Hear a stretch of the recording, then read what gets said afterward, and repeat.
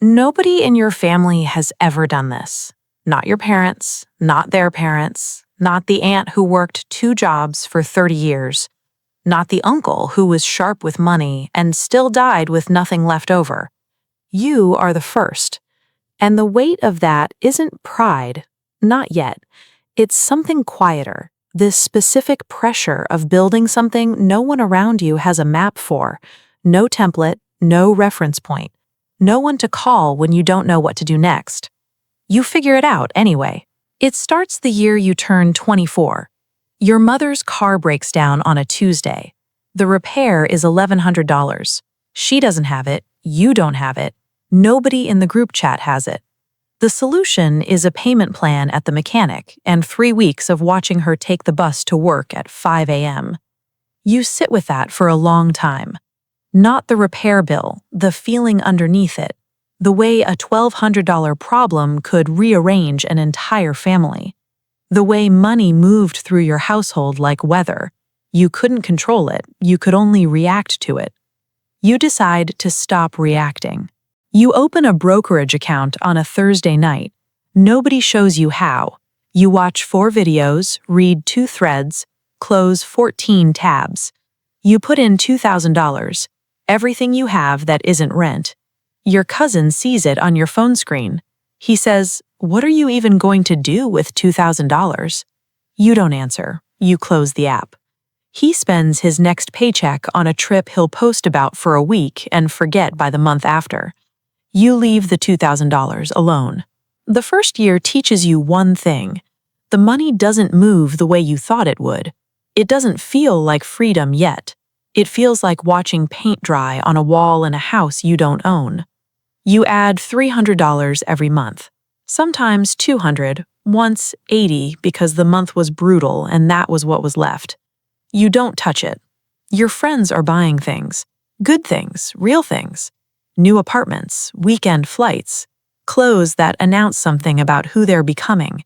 You go to the dinners, you smile at the right moments. You do not explain yourself.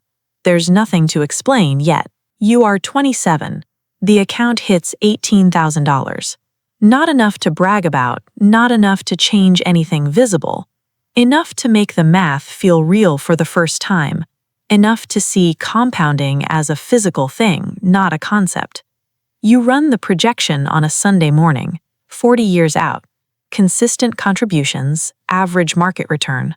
The number on the screen doesn't look like your life. Then you look at it again. You don't tell anyone, not your mother, not your closest friend, not the person sleeping in the next room.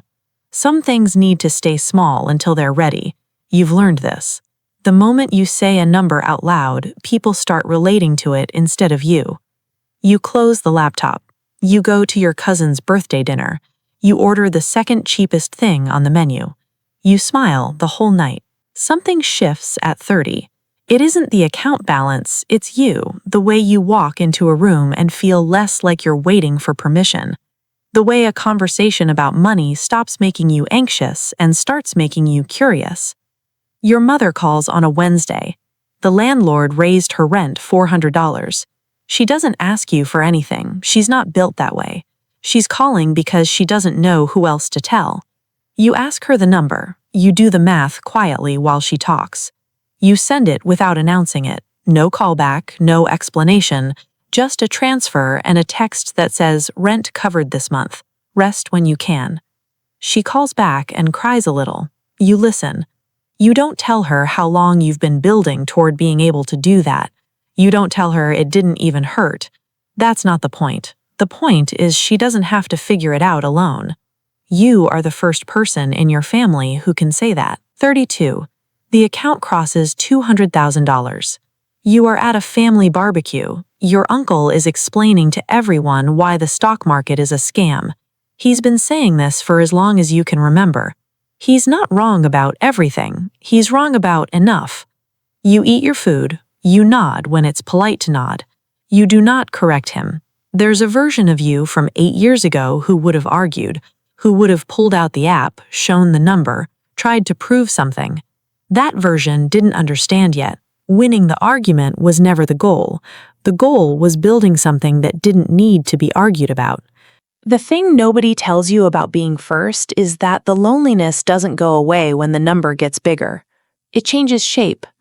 Early on, you were lonely because you were doing something no one around you understood. You were speaking a language with no one to practice with. Later, you're lonely because you understand something you can't share. You sit across from people you love and watch them make decisions you could explain your way out of, and you hold your mouth closed because you know they didn't ask. You've learned the difference between helping and inserting yourself into someone else's story. It cost you something to learn that.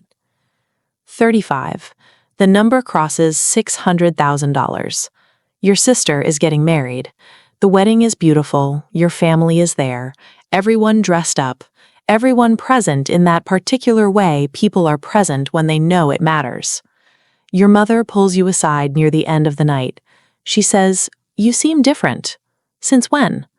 You say, "I've been working on some things." She nods like she knows there's more and isn't going to push. You hug her longer than usual. She doesn't know what you've built. She doesn't know the number. She just knows you stopped looking worried sometime around your late 20s and never started again. That's enough. You are 38. The account sits at $1.4 million. You are at a work meeting.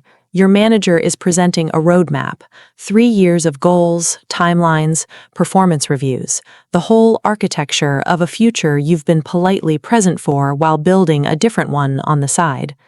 You take notes, you participate. You are good at your job, and you do not shortchange it. But you notice something for the first time. You are not afraid of this room anymore. Not afraid of the roadmap, not afraid of the performance review. You used to need this job the way you needed air.